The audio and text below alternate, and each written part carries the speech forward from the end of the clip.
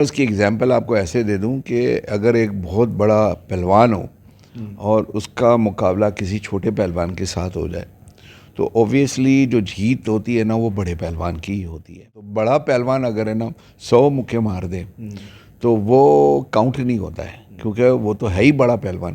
لیکن اگر in return میں چھوٹا پہلوان اگر ان کو 1-2 مکے بھی مار دے تو وہ بڑی اچیومنٹ مانی جاتی ہے. ایران کے اوپر تو لاسٹ 40 ایئر سے پابندی ہے. نہ ان کے پاس کوئی ایئر کرافٹ ہے، نہ ان کا کوئی ایئر ڈیفنس سسٹم ہے، نہ وہ سینکشن ہے نا.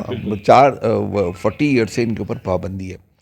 F-14 قسم کے جو طیارے نا وہ استعمال کر رہے ہیں جو 1965 وار کے اندر پاکستان یوز کرتا تھا.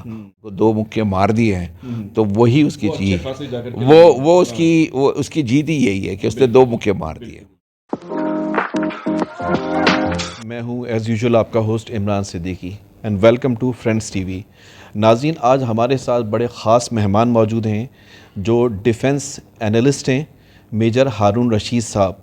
ان سے ناظرین ہم آج کل کی جو سب سے ہاٹ ٹاپک ہے، ہر شخص اس بارے میں بات، ایران کانفلکٹ کے حوالے سے، تو اسرائیل ایران کانفلکٹ کے حوالے سے اس موضوع پہ ان سے ہم ان کا انالیسز لیں گے. ان کی بڑی گہری نگاہ ہے اور اس سے انشاءاللہ آپ کو بہت بہترین معلومات ملے گی، انفارمیشن ملے گی کہ ایکچول میں یہ کانفلکٹ کی وجہ کیا ہے اور اس میں اب تک کی جو سینیریو ہے، جو حالات ہیں، جو اور کیا ایکسپیکٹڈ ہے، اس بارے میں آپ کو بتائیں گے.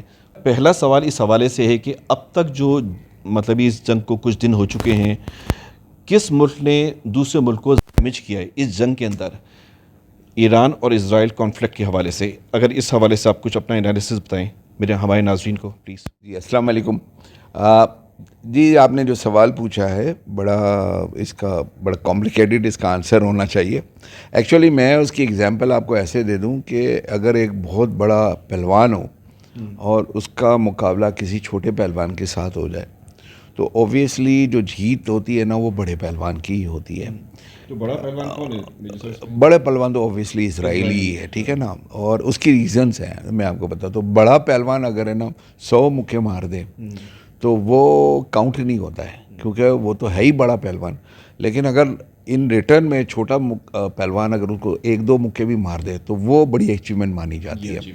تو ایران اور اسرائیل کے کانفلکٹ کو اگر ہم اس سینس میں دیکھیں تو اسرائیل، دیکھیں ایران کے اوپر تو لاسٹ 40 ایئر سے پابندی ہے. نہ ان کے پاس کوئی ایئر کرافٹ ہے، نہ ان کا کوئی ایئر ڈیفنس سسٹم ہے، نہ وہ سینکشن ہے نا. 40 ایئر سے ان کے اوپر پابندی ہے.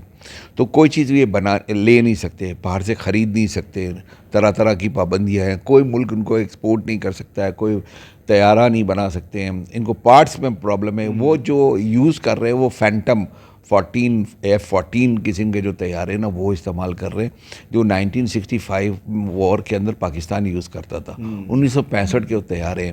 آج وہ تو فرسٹ جنریشن بھی نہیں ہے، آج تو 6th جنریشن طیاروں کی باتیں ہو رہی ہے. 5th جنریشن طیارے یوز کر رہے ہیں. اسرائیل کے پاس 5th جنریشن ہے نا، آپ کو پتہ ہے F-35 اور لائٹنگ 2 بھی ہے اس کے پاس. پلس امریکہ کی اس کو اتنی بڑی سپورٹ ہے، سیٹلائٹ سپورٹس ہیں اور ہے نا ہر طرح کی ہے نا logistic and manpower plus money and everything is their.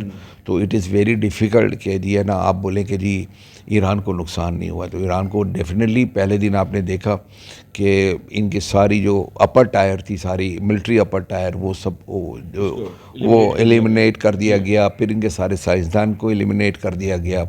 Tehran میں جگہ جگہ ان کی آئل ریفائنری کو آگ لگا دی گئی. ان کے نیوکلیئر سائٹ کے اوپر بھی اٹیک ہوا ہے.